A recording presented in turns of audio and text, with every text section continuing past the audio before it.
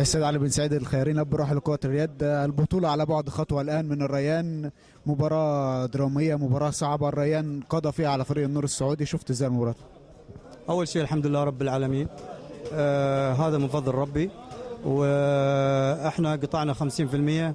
الباقي هو الأصعب، الباقي هو الأهم. علينا أن احنا نركز خلال 24 ساعة القادمة، علينا أن احنا نعطي الفريق المنافس اللي بنعرفه بعد شوي أهمية، نشوف ندرسه كويس من خلال الفيديو، من خلال خبرات لاعبتنا، من خلال خبرات إدارتنا، من الجهاز الفني، ونطلب من الله التوفيق ونطلب من جماهير الريان تآزرنا يعني في المباراة النهائية. ماذا تقول للاعبين والجهاز الفني بعد هذا الإنجاز؟ نعم؟ ماذا تقول للاعبين والجهاز الفني؟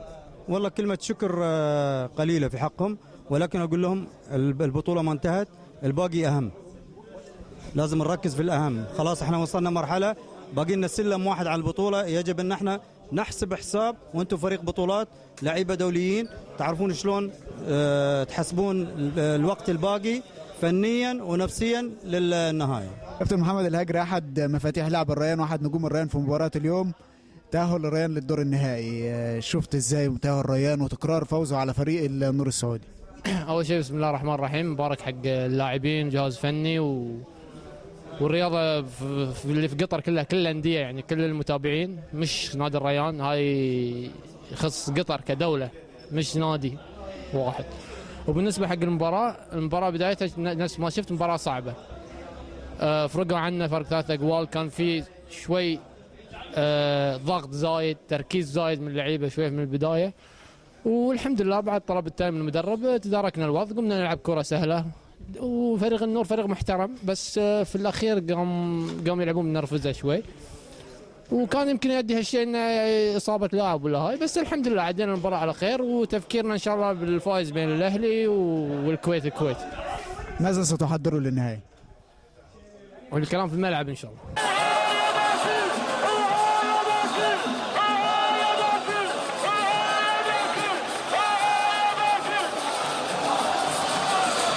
كابتن احمد بوطي رئيس جهاز كرة اليد، مبروك عليك التأهل للنهائي اليوم. مباراة كانت صعبة، مباراة مصيرية، لكن الريان قدم مباراة فوق العادة كالعادة، روح الريان قادت الريان للنهائي. من وجهة نظرك كيف رأيت مباراة اليوم؟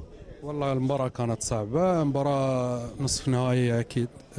احنا دائما نقول للاعبين نصف النهائي أهم من النهائي، هو اللي توصل عن طريق النهائي. الشباب كانوا قد المسؤولية. اعتقد مباراة مع بطل الدوري السعودي، يعني دوري محترم، احنا قدرنا نتفوق عليه بعزيمة الشباب واصرارهم، حاسين في يوم انهم يبون يقدمون حاجة لناديهم لبلدهم. الحمد لله على الفوز، وان شاء الله تكلل جهودنا، ان شاء الله ناخذ الكاس ان شاء الله. اللقب اقترب من الريان؟ اكيد طالما وصلت للنهاية اقترب من الريان، لكن لازم تحقق اللقب، هو قريب لكن ان شاء الله يتحقق. شعورك اللقب سيكون ريان؟ والله حاسس انه بيكون ريان، بس ان شاء الله نتمنى الشباب يبذلون مجهود اقصى من هذا، لان المباراة النهائية تحتاج مجهود اكبر من هذا. اتمنى ينسون فوزهم اليوم، يفكرون في الفريق اللي بيجيهم، ويشوفوا المباراة ويتابعون اخطائهم وين نقاط قوتهم وين نقاط ضعفهم.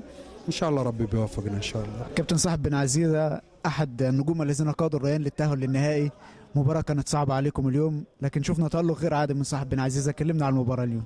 الحمد لله اليوم ذلك كان فما نجوم قطريين وريانيين، مثلوا بلد، مثلوا فريق، مثلوا جمهور، مثلوا ناس اشتغلوا كثير على كاس الاسيويه هذيا. ان شاء الله نهديه لدوله قطر كله، نادي الريان، واللعيبه اللي ساندوني اللي عاونوني، حتى لو كنت مصاب معاهم كانوا واقفين معايا، المدرب اللي امن بيا، المسؤولين زاد. الحمد لله كنت اليوم في المستوى عند انتظارهم، بدينا اول مباراه اخر مباراه مامنين احنا، هي مباراه اللي نحن رايحين الفاينل، والحمد لله ربي وفقنا، وكنا اعصابنا بارده وما دخلناش في الاستفزاز. السعوديين دخلوا في الضرب في اول مباراه، اول دقيقه لاخر دقيقه هم يضربوا فينا، يعني بطريقه شرعيه ولا غير شرعيه. والله يهديهم، هذه الرياضه. احنا عندنا سكور هو اللي يشهد علينا، والتاريخ يشهد انه ريان راح للفاينل، وان شاء الله نخليه الكاس هنا ان شاء الله.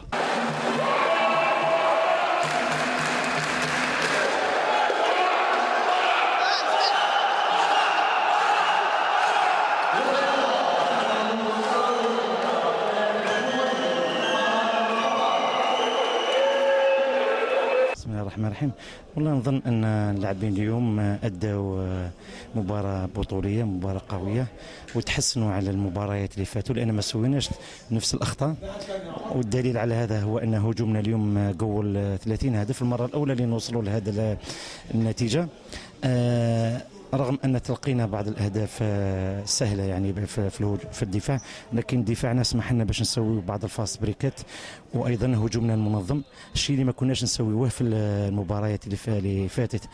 فيما يخص الخطط، والله احنا الكل فريق واحد، الطاقم الفني واللاعبين، فلما نتكلم نفس اللغه في الميدان فنكون قوية، لكن لما نتفرق في الميدان فنضعف. اليوم نظن ان الكل تقريبا تكلمنا نفس اللغة، وهذا اللي يسمح لنا باش نفوز، لأن مباراة اليوم تعتبر كمباراة كأس، لأن بعد ما تعدينا المرحلة الأولى والثانية اللي كانت على منوال دوري، الحين صبحنا على منوال كأس، فكل مباراة اللي يخسر يقصى، فما فيش يعني الواحد يصلح فيما بعد. فاللاعبين شافوا هذه النقطة هذه وأدوا مع اليوم، ونهنيهم لأن اليوم يستاهلوا صراحة الفوز.